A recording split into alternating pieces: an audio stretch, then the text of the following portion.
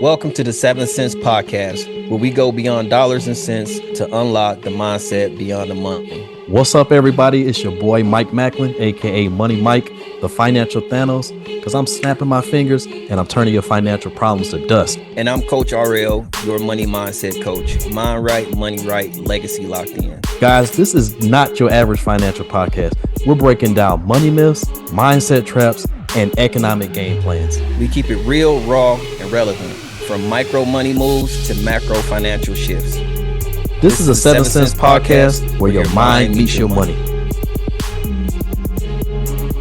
What is up, everybody? It's your boy Mike Macklin, aka Money Mike, the financial Thanos, because I'm snapping my fingers and I'm turning your financial problems to dust. Guys, I would like to welcome you all to another episode of the greatest podcast ever created, the 7 Cents Podcast. And of course, I got my co-host here, the homie Rob Simmons, aka the Money Goat. But today is going to be a banger. And because of how much of a banger this is going to be, we actually had to bring somebody else onto the show to help us out with this, because when I tell you guys that the heat level is about to be crazy, we needed some help on this one. So we have the esteemed pleasure of having Miss Yaz Franco to join us today to talk about our topic that we're going to talk about today. Yaz is a successful entrepreneur, also a financial mentor as well. And we thought it would be a great time to get somebody in here to help us a little bit, because me and Rob been doggone going hard, and we want somebody else to take some of this blame too when it comes to some of the things we talk about. We brought Yaz here. So without any further ado, Yaz, let them know what we about to talk about today. Hey, thank you so much, Mike. I really appreciate that introduction. Again, thank you guys so much for having me. It's such an honor to be here. I'm super excited because this topic is one that touches a lot of nerves. So I'm ready to stir the pot. Y'all know I'm messy. But I want to talk about, I'm going to just go ahead and jump right in. All right. I want to talk about the elephant in the room. I think that right now the topic has been thrown around so much in social media about boys versus girls, men versus women, gender roles, and all of that. And it's still so funny how society still finds it uncomfortable when women make substantial amounts of money, or if they make more money than their counterpart. So I just kind of want to go ahead and ask a question. If a woman makes more money than a man, does that automatically bruise the ego, or does it just expose the insecure men? And that's my question to you guys. Is that just something that happens just automatically? Or I'm going to take this one, Mike. Yeah, Rob, get in there. Froze. Yeah, I'm going to take this one because we was really froze. I'm like, ooh, does it bruise the ego? I can't speak for all men, but I'm going to say hell yeah. Yes. But also I am a product of a single mother. And so it is a comfortable suit for me that I've probably worn for a very long time. And in the awkwardness of mama's boyish, the way I've grown up is all of my mentors have actually been, not all of them, but I have a lot of women mentors, meaning that these women already make more money than me. But that is a part of my experience. But my culture is different. And as a man, when a peer does make more money than me, am I initially fazed by it? Absolutely. Until I analyze who this person actually is, what they bring to the table, and why they make more money than me. I think that's important to investigate too. But I don't speak for all men, but the initial answer is yes, that kind of cut deep. Like, how is she getting what is she doing that she's getting to the bag like that? Okay, so I'll jump in and give my answer here, because it's kind of a blended answer. I feel like in the reality, like telling the candid truth, I feel like that most men have a problem with that. It touches a nerve deep in them. I don't know if it's like a expectation thing. Like they feel like when this person reaches that level, certain dynamics may change. But I think what the important thing is to do, and we talked about this in another episode, is about understanding who you are. And realistically, something I thought about just now as I was formulating my thought to answer this question: what you eat don't make me shit. And what that means is, just because that person is doing really well or whatever, it has no impact on me. Okay, I'm still the financial Thanos. I'm still Money Mike. I'm still a person. Okay, but just because you're doing better than me does not diminish anything about me. If anything, this is a valuable lesson I was taught in my coming up, is that you should thrive to get around people that's doing better than you. This is how you grow. If you continue to be around people who aren't doing better than you, then you will never grow, because you never see a bigger perspective. You never, your mind never goes outside of a bigger pool than that current spectrum that it's in. So to bluntly answer the question, yes, it does affect most men, but it should not. And I hope that this episode will kind of help us to widen our gaze and kind of start to understand why this shouldn't be the problem that it is. Yeah, 100%. I would even say this, and I probably should have said this in my initial thought, because the initial thought of a man is, let's say we on the same playing field, is that her, I don't even know how to frame it, but her sex appeal or her being an opposite sex has something to do with whatever it is, the promotion, or she has something that I don't have, that I will never have, and that's why she has more than me. But that's kind of how a lot of men see it.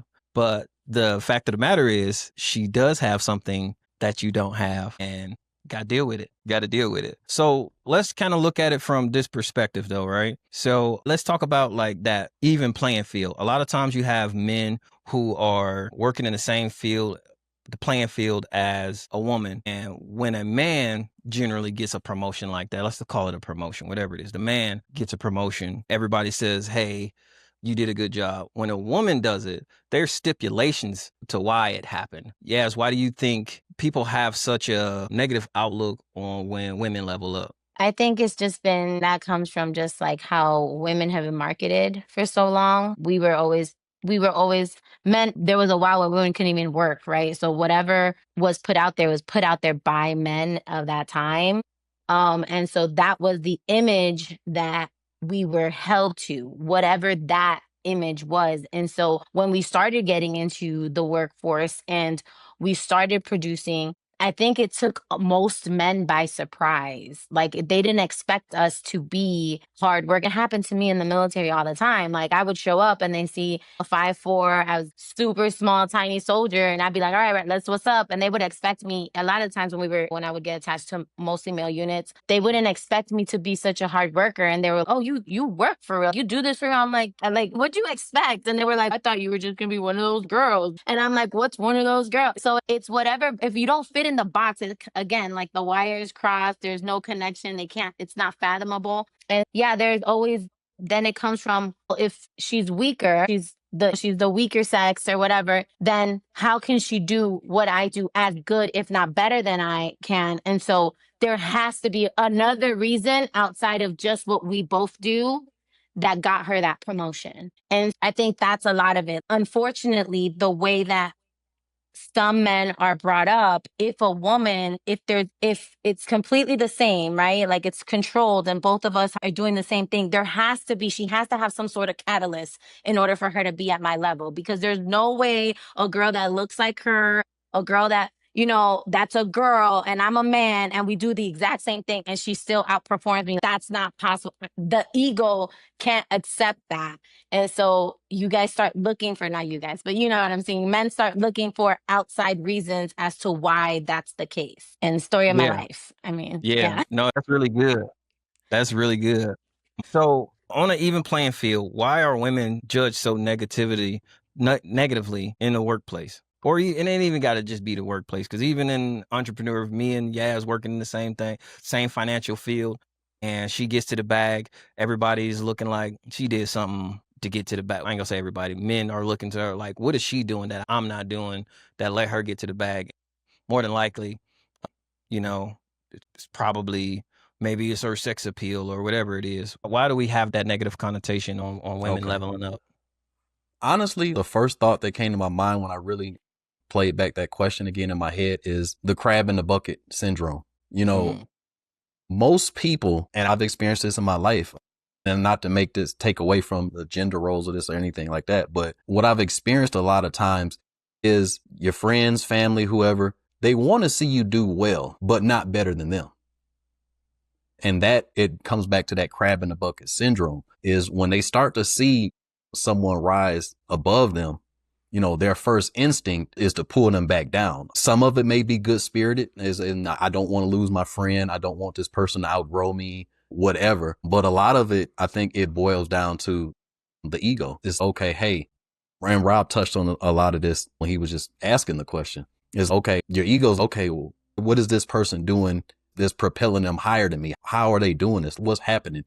And to Yaz's point, a lot of people look at young ladies in a certain light because of, again, a lot of it is programming. And that's the reality of it. A lot of it is programming. Everybody aims to put people into boxes. Like you have to be this and you have to be that. And what the reality is nobody really has a say so on that except for God. You know what I'm saying? God tells you who you are, and it's your job to basically get out there and to fulfill the vision that God had for you. And I think I talked about this in the episode when me and Rob was talking about how disrespectful to God that is when you start, comparing yourself to somebody else or wishing you had what somebody else had or something like that, because God made you who you are. He said, look, this is who you gonna be. And that was his plan for you. Your job is to go out there and make that happen. It's not to go out and compare yourself to anybody else. If anything, seeing somebody else should propel you to a higher level as well. It should motivate you to say, okay, hey, listen, there's somebody out here who I didn't expect to do so well, doing well. I should, aspire, to level myself up so that, again, we still on equal playing field. I'm not mad at you for being over me. I'm just saying to myself, okay, hey, listen, clearly I need to improve some more so that I can get to that level so that I can become better. And it has nothing to do with the other person. It's just, again, it's a personal motivation. When you see people doing things that you thought previously not possible, that should actually inspire you and say, hey, listen, if somebody that I thought couldn't even do this got to this level, then that gives me hope that I can also do this because, hey, look, I don't think anybody out here is any better than anybody else in my reality. I think we are all the same. We have different perspectives. We have different ways we go about things, but I think we're all the same and we have the same level of potential. And so it is our job to find within ourselves the motivation and the things to do to reach that potential that has already been pretty much put in us before we even got here. So yeah, that's how that really should work out, in my opinion, in my thoughts. Let me cook, because I said something. It was a setup. I'm coming back with the setup. What if the reality is, women, she is better than you, and those things that she has, those qualities that she has that you'll never have, actually exist? And I'm gonna tell you, that is to me really is the truth, right? Women are just better visionaries. They mature more faster. They're more organized. These things do exist, and they have certain skill sets, especially depending on what career field it is, just to succeed better in a career field than you can. Because for so long that we have stopped them from infiltrating into these workspaces, and then you see them take it over and they're trying to figure out it's just because she's sexy. No, it's because she already had a vision for this and you can't think past Tuesday. Like, that is just the nature of the beast. To be honest, fuck it. This is my shit. I would say, let me pinch myself. Nah, this is my shit. So if you're really smart, if you are a man really smart, A, get you a woman, but B, as you're building your team, there's certain skills that women just innately have that you should be placing them in your team to do those things. Mike said, if your ego isn't overwhelmingly huge, you would use their gifts to your advantage. Not to say that you're using them, but they have gifts that are complete blind spots to men. And that's why they succeed. And when you can't see that, then you ask all of those questions without being able to see the actual truth. And that is in knowing yourself. Like, when you know who you are and you know who you are, like, in this dimension, then you see people for who they are and you see nature for who it is. You see DNA for what it is, and then you act accordingly. But if you go surface level and then you only see a woman as a woman and women can only do certain things, then you essentially are just handicapping yourself. At the end of the day, you're handicapping yourself. So let's talk about it like from just kind of segueing into a different segment. Let's talk about it from like a dating perspective. I haven't went on a date in a long time with the same person. I've been going on a date for a while. But outside of that, the search is a little bit different, right? Why are men intimidated by women who make more money? Why do you believe that is? And do you see that that exists? I'm past that to Yaz. Okay. Why do I think that men are intimidated by women that have more money? Because the need for them is limited. And what I mean by that is when a man is looking to find something, like guys just need to, men need to feel needed and necessary, right? Because if a woman can do it all for herself, what am I here for? It's the need. And I feel like a lot of the times, because of just society just saying you need to be the provider, you need to be the provider, if a woman can provide for herself, a man kind of is, okay, then what am I here for? And it messes with them. So she can pack up and leave whenever. She can't stay with me. The idea of a woman being self-sufficient without them is very intimidating, because then it forces him to step up in other areas where he may not feel that strong, because his whole life he's been told that he needs to be a provider.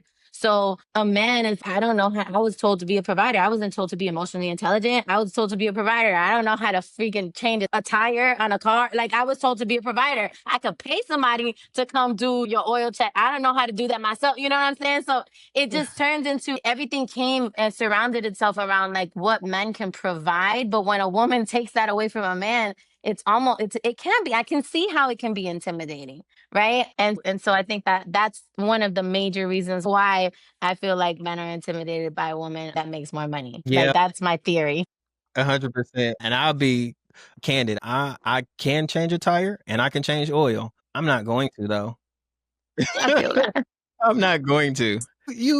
My tire went out. Hey, I'm about to call AAA in 15 minutes because it's Just stay right 2025, there. baby girl. Yeah. Just You're stay gonna right get there faster than I can.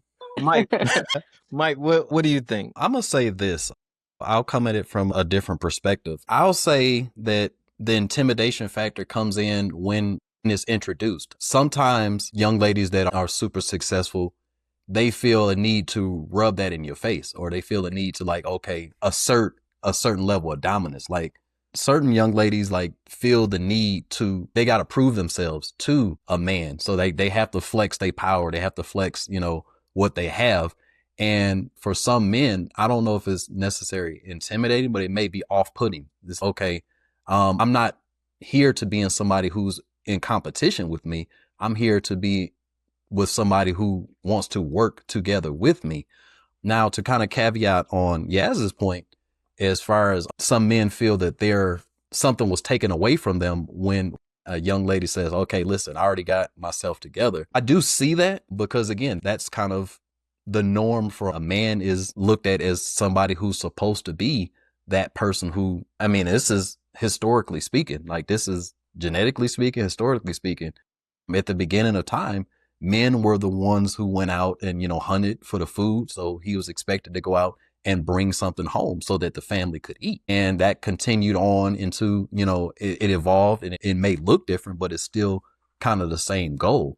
And I forget who the philosopher was or whatever, but that's one of the things that identifies a person. A person always needs something, someone to love, something to hope for, and something to do. And if all those things are taken away from him, then it's okay. He feels, okay, I no longer have any value, because it's okay. Everything that I was supposed to bring is already kind of there. Okay, what am I supposed to do? So I think personally, just the mindset, what's been put out there is normal. And then sometimes, like I said, the actions on the side of young ladies, sometimes they want to flex that muscle. Okay, yeah, you can't do nothing for me. That can be off-putting. So I think that's where the intimidation factor may come in, is when that muscle gets flexed to them. And it's now you're being challenged instead of saying, okay, hey, let's work together. So that's why I think the intimidation factor comes in. Yeah. I'm trying to think if this is going to be 1 point. Don't lie to the people, Robert. I'm gonna try to make this 1 point. And Yazzie kind of hit the nail on the head. What happens in this intimidation factor is that men now have to, they're just out here naked, basically. Like, now you have to face who you really are. And they're not really willing to do that. And then in the case of the successful woman, and I would just say in their search, and then the man who is not afraid of the successful woman, The one thing that this actually comes down to is now you actually have to love somebody, right? Like you actually have to love this person wholeheartedly for who they is. They don't need nothing from you. You don't need anything from them. And it's really hard to know that all you got is love. And man, I don't have no leverage. That's because you don't know who you are. That's what it comes down to. Yeah, I'm gonna pivot off of that because I cook on that for 35 minutes, but that's what it comes down to. Hey, now I have this person and I don't have leverage. Now what? But now, if you know who you are, realistically, it ain't about anything that she has or you has. It's about, do I care for this person? Are they good in conversation? Are they interested in some of the same things that I am? Does this person complement my life? Like those things then are like at the forefront of what you got to deal with when this woman don't need nothing from you. Maybe she does need that conversation. Maybe she does need somebody who needs to hear about her 16-hour days if that's what she does. Hopefully it's only 2-hour days based off of some conversations we had. But that's kind of really what it comes down to. So let's talk a little bit about Can I say something? Because Mike said yeah. something, and I want to just touch on it real quick. Just something real, because I think, when you said that women like to just flaunt it or throw it in a man's face, rub it in a man's face about like making more money. Sometimes it may be that, but sometimes it's more of a, hey, I'm not here for your money. I make my own. Because there's the whole stigma of the gold digger, right? Like the gold digger stigma of a woman wants a man with more money, and then guys kind of lead conversations with my ex, she used me like this, she used me like that. So a woman sometimes feels the need to comfort him and be like, hey, I'm not here for your money. I actually make, whatever. Or they may not even say that, man, I'm not here for the money. But sometimes, guys will be like, yeah, and then you got to kind of flex a little bit. But it's only just to let them know that's not what I'm here for. I'm okay. And so I think it's like a catch-22 almost when it comes to making your own money, because it's like you don't want to make too much money that you're intimidating, but you don't want to make not enough to where they think you're a gold digger. You know what I'm saying? But I just find it, I wanted to kind of tap on that because I think that kind of gets looked over a lot. No, a lot of people just don't understand like the way that it's talked about. Like money equals and then on the whole masculinity thing. Money equals finances equals masculinity. No, money is just money, and then it just amplifies whatever you are already, anyways. But that I just wanted to kind of drop that in there because I think it gets looked over a lot, and I don't think it's so much flexing as sometimes it comes from a place of, hey, that's not what I'm here for. I'm okay. I don't need you for that type deal. Oh, that's Makes good. sense. But Money Making Mitch said, I'm broke, baby. I'm approaching everybody like that. I'm broke. We'll figure it out from here. I'm broke. Hey, men are expected to increase their standards with money, and while women are told to lower their standards, right? Like, how do you see this playing out? Don't grow past me. First off, I think that's the stupidest thing ever. Like, that's crazy. Why? And I'm not saying that because I'm like, trying to downplay a man or anything like that, but we've had this conversation before, Rob. I'm not a huge emotional person. I'm a logical person.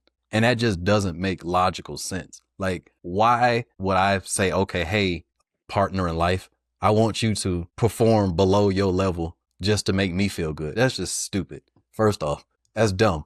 But to actually answer the question again, I'm probably going to say this a lot of times, but it just boils down to a person's ego, like a person's inability to accept the fact that there's somebody out there in the world that can do better at something than they can. Now, as a man elevates, the only thing he should be looking for is higher things. He shouldn't be looking for lower things. That doesn't help you elevate. Again, to look for somebody to perform lesser, that's not helping you as a man. You know what I'm saying? Because again, let me not even make it like I will make it as a man because the question was asked basically from a male standpoint. Why is that a thing? I just feel like it doesn't make any logical sense to do that. It just doesn't, because the better that your teammate is, the better the team operates. You know what I'm saying? So if you're doing really well or even better than me, that just means that the team collectively is going to do better because, okay, we have access to more resources. We have access to, more skill sets. We can go even further now because both people on the team are playing at a high level. You know what I'm saying? So to answer that question I guess the real answer is just stupidity. Like, you just being dumb because, again, there's no reason to feel some kind of way just because somebody's doing better. And you shouldn't expect them to do worse. To me, and this is the last thing I'm going to say about that, to me, is very disrespectful to that person to expect them to perform lower. It's almost like you telling that person, I don't really like you, because it's like, all right, just because, you do something better than them, so what? That doesn't change who that person is. That's still supposed to be your person. You know what I mean? So it's like, all right, I didn't get with you because of, how well you're doing financially or whatever. I got with you because I like you as a person. And, that's what we should be looking at when we're looking for a teammate in life is, okay, do you like this person? Too many people, I hate to segue off of this, but like Rob said, y'all let me cook for a minute. Too many people, they're looking at navigating through life from the wrong perspective. They're looking at somebody, especially men, you're just looking for a pretty face. You know what I'm saying? As opposed to somebody who can propel you to that next level. Because when you find the right person who is going to push you, that's going to challenge you, that's going to, say, hey, look, you got to do better because, I'm already up here. I need you to come up here and meet me. You know what I'm saying? Then that's a good thing. That's what you should be looking for. And it goes back to how I answered that question earlier about, you basically widening that spectrum of gaze or whatever. You have to be willing to up your level and not to diminish somebody else. If I got to step over you to get to the top, that means I got to deal with you when you come up there again. So all those people that you stepped over to get to the top, you got to deal with them when you come down. So it's best to, try to bring everybody up with you. Or if they're already there, it's okay, hey, step your game up and get up there with them. Now, do you think that men have this preconceived notion that gender roles change when their partner makes more? That's an interesting one. Do they think that gender roles change when the partner makes more? Man, that is really a rough one. Well, that is really I feel like maybe. Let me tell you why I thought about this though, real quick. Okay. What it is was you were talking about how you wouldn't feel intimidated that your partner would make more, or essentially if it's all coming out of a one pot. But do you feel like maybe outside of your relationship that a man would perceive this, even in approaching a woman who makes more, would they perceive going into a relationship with reverse gender roles? Okay, I actually absolutely know how to answer this question now. And that would be an astounding no, because again, that now says that you are basically saying that you are going to change who you are. And I'm speaking as myself. I'm not going to change who I am just because of whoever I'm introducing myself to, because I want you to know who I am. Okay. And I want you to make an informed decision of whether or not you want to deal with me. So I'm going to give you the real me. I'm going to give you my beliefs. I'm going to give you my dreams. I'm going to give you like everything and let you make the decision on, okay, hey, listen, based on who I am and who now you have told me who you are, is this going to be a fit? And if not, okay, cool. Yeah. My ultimate answer is no. You should not change your gender roles, your expectations, and none of that just because somebody's doing better than you. Because again, going back to my other statement, what they eat don't make me shit. You know what I'm saying? So who they are don't determine who I am. So good, bad, or indifferent, however that person is, I'm going to remain the same person I am. Ain't nothing going to change other than, say, okay, maybe the bank balance might get a little bit better. You know what I'm saying? But okay, but that's not going to change who I am. So no, I don't think the gender roles or any of that should change unless a conversation's had and y'all decide that. But I don't think, again, speaking for me, nothing about what I'm coming into this with is going to change just because of what you're doing. Just, okay, this is how I would like things to go. And that's what a partnership is. You introduce what you want to have happen. If that person agrees, then that's a partnership. If they don't agree, then okay, I'm not angry with you. It's like, all right, you don't want to do that. Okay, you have that right. You have, again, you have to make a choice. So if you don't want to do that, then okay, we're not going to be together. And I'm not mad at you about it. We just not gonna be together. No, that's good. I just feel it's funny because, like you said, it is a partnership. I'm just trying to put myself in somebody else's shoes where their wife walking in, hey, I just got this promotion. I'm about to be working the 6. You're going to have to cook and pick up the kids. And they like, whoa, wait a minute. What just happened? But at the end of the day, in a partnership, some people, I mean, do have defined gender roles in their relationships, but that just sparked my interest of, hey, was she like, hey, man, I just, baby, why are you taking She out the gonna come in trash? the house and Hold on, tell me, wait I a don't minute. smell no dinner cooking. Man, baby. I don't smell no dinner cooking. It's crazy. No, I was working late. Man, Right. baby. I just got promoted. You need to get in there and cook some dinner. That actually, what you guys are saying right now is proving the point that I was going to talk about. Oh no. Yeah, what is this? Proving the point. Just sitting here. Oh man. Ooh, that was good. My That was God, good. that was I funny. needed that. I need that. Yes, all right. I'm gonna pass it to you. All right. We're gonna start off with that initial question. Why are women allowed to grow but not outgrow? So honestly, I think it has a lot to do with the ego. And again, with how men identify finances, masculinity, and it kind of like merges, right? So men identify masculinity and finance like they go together, right? And so if she earns more, all of a sudden I'm less than because she earns more. Now she's gonna come home and expect my dinner being made, or you know what I'm saying? Like all of the things, like it's gonna affect, which is false. That's the falsest thing ever. Because if a woman really loves you guys, and most men knows, if a woman cares about you, she don't care that she works. She wants to take care of you. It's just in our nature to nurture in that capacity. So I don't think that has anything to do with it logically, but the way that y'all's brains are wired is, oh my God, she makes more money than me. Now I'm a girl. No, it doesn't. That's not how that works. Damn it, It's I more had to go so, get a skirt. let me go get my skirt on. Like, what? It's less identifying masculinity for what it is, right? It's leadership, it's vision, it's direction. It's not just money. And then another part of that is the being a false narrative when people get in a relationship. And what I mean by that is individuality, especially with social media, individuality is glorified.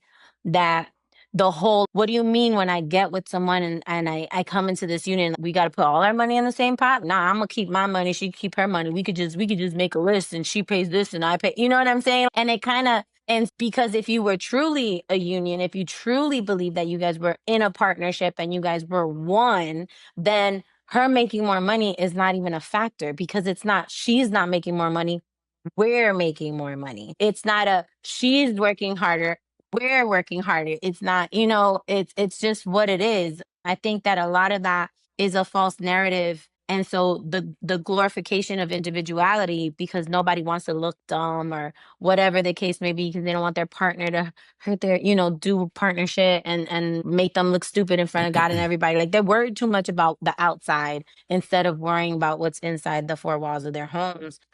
And yeah, I think that that's why women are expected to kind of just don't do too much. Like you can do, I support you, be independent, be your independent woman, da da da. I support you in that. Just don't go past what I make just enough, you know? And it has a lot to do with tying masculinity into all of that. What makes you a man, I guess, in all of that. So that's my answer. I'm not gonna lie. I ain't gonna say I like cleaning, but I'm a Crock-Pot champion too. So I love a good Crock-Pot meal. Listen. yeah. But that's being in a partnership is very challenging to the human mind.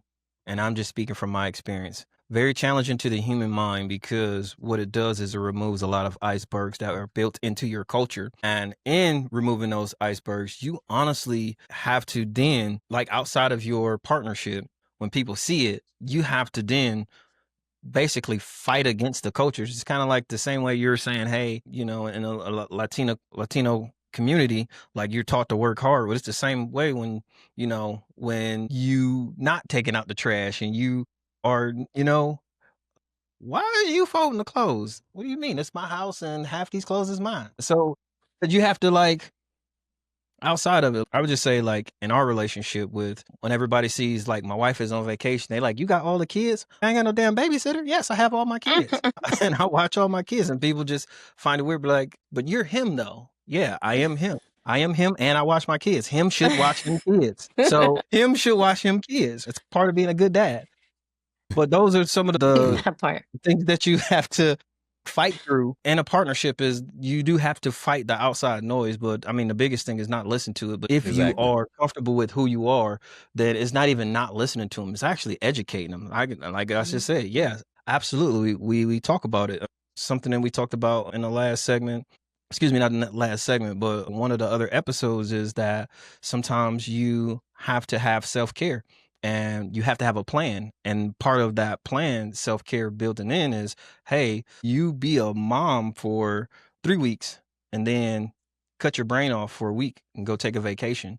And then I'll take a break. For me, taking a break is spending time with my family, right? Like we have to plug and play with those things. But again, it all comes down to understanding who you are, ignoring the outside world, and then educating them, because I feel like we're doing something right. But the thing it is that it looks like really weird to the outside world. But I mean, I think the outside world hasn't figured out that they got it wrong. But that's that's kind of what it comes down to. That part. Yeah. Yeah. Let me see, because there's a couple other things on here that I like are whole other episodes, to be honest with you. I think we definitely have to do a Can part I 2. ask a question? You can ask me anything you want, young lady. I probably should say that way, Okay, so huh? just to caveat off of the whole like him needs to take care of him kids. Yeah, yeah, And yeah, yeah. it's Let's do not it. so much a question, more so than what I had to deal with. I co-parent with both the fathers of my kids, but my ex-husband and my ex-fiance. And my ex-fiance and I, from the beginning, from the moment that we always said, okay, if we have kids and God forbid it doesn't work out, you know, we're going to co-parent. She's going to live with you. She's going to live with me type deal. So this time she's going into middle school. She's 6th grade. So she's going into middle school, or she's just started middle school. And she moved in with her dad. Like that, it was his turn to have her full time. And, you know, and it's so funny because when I tell people, everybody asks me what happened. And oh my gosh, what happened? What do you mean she moved? Like, how did you lose custody? It's basically what they want to ask, Yeah. but they don't want to Yeah. ask, you know? And Yeah. I'm like, nothing happens. We're still good. Like, it's just his turn. And they're like, and he took her just like that. Like, they're so surprised that men want to be dads. Like, it's so far removed from the norm, and that's so sad. Just like how unfortunately like society doesn't prepare men to be cheerleaders for women. When a That's man's happiness is determined by what he can show, right? Look at my house, look at my car, look at my family. You know what I'm saying? Bam. But a woman's worth is determined by how happy the people around her are. Her kids are happy, she's a good mom. Her husband's happy, she's a good wife, right? It has nothing to do with her and what she achieves. It has everything to do with how she cheers for everybody else, how she nurtures and puts everybody else into position to kind of be themselves. But a man isn't necessarily, his worth doesn't come from that. It comes from what he provides. And so I think that a lot of the times we don't prepare men, even as young boys, like we don't prepare them to say, hey, it's okay for a woman, for you to cheer for her. That's perfectly fine. That's normal. That doesn't make you less of a man. And I think that's more so not a question, but just kind of, I guess, a caveat. Yeah, no, that about was it. bars.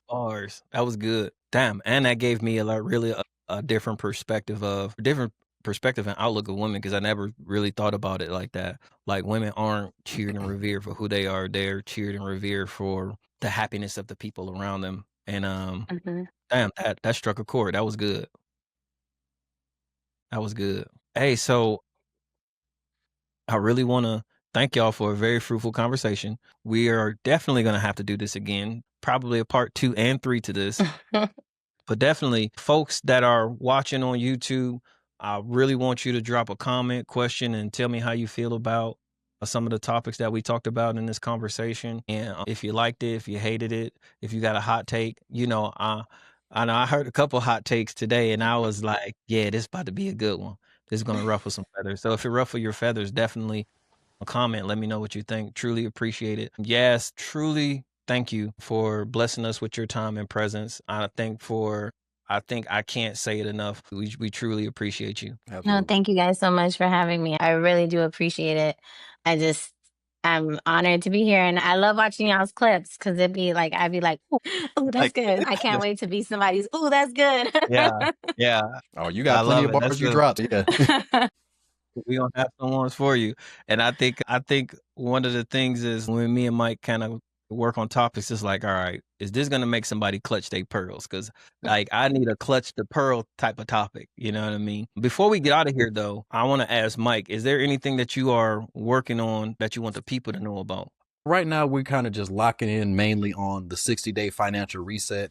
This is just all about challenging. And I'm glad we had this conversation here today about, challenging norms and challenging things, because that's what the 60-day financial reset is all about, is we have to start challenging these norms of traditional finance and what is being told of what we should be doing with our money and how that should be working out. So the 60-day financial reset is all about, first structuring your mindset to put you on a level of thinking success instead of thinking failure with your finances. And then once we get you thinking about success, then we're going to show you the exact steps to do that. We'll go ahead and drop the link to actually my free starter kit, where we'll kind of get you, a little bit of appetizer before we give you the main meal. But we'll put that link in the description. You can download that starter kit. And when you're ready to start working with me, we'll put together a free initial consultation, figure out if we're a good fit for one another, and we will put you in position to, in 60 days, be on the right side of the money. How about you, Yaz? You got anything you're working on? Honestly, I've been on this whole kick with the wall of wealth coming up and women inheriting most of the money coming in. I'm big on representation, so I'm actually trying to help 100 women get licensed in the financial industry. We make less than 20% of license, and that's CFPs, that's financial advisors. Like there's not enough women, but women are going to be inheriting most of the money in the next 7 to 10 years. And so I'm big on representation. If anybody's looking or interested in that, they can, reach me at my Instagram at it's Yaz Franco, or my TikTok at it's Yaz Franco if you guys want more information on that. But I'm really on a mission to get as many women licensed as possible and helping them through that journey. No, that's dope. That's dope. Thank you for sharing. I was just telling, I be wanting to host myself. I'd be like, Robert, you're last but not least. But dude, you're in the mic already. Keep talking. But yeah, I'm working on a few things right now. I have a curriculum for 18 to 22-year-olds. It's called The Richest Generation. The Richest Generation, the Gen Z, they have so many financial tools and resources at their disposal that they don't know about. But the younger you start them, the better off they are. The group is comprised right now of my two, I'm going to call them adolescents, but my young adults, my 17-year-old and my 19-year-old, then one of their friends, and then my first 19-year-old client, all in a small group. And I'm teaching them how to build towards wealth at a young age.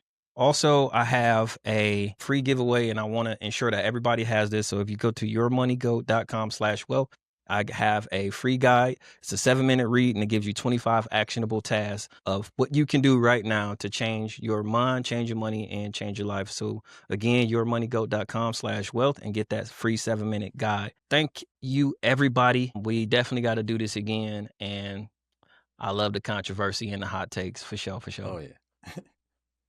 So till next time, 7 Cents, we are out. You just tapped into the 7 Cents, where the mind meets the money and the legacy gets built. It's your boy Money Mike, the financial Thanos, snapping one myth at a time and leaving no financial lies standing.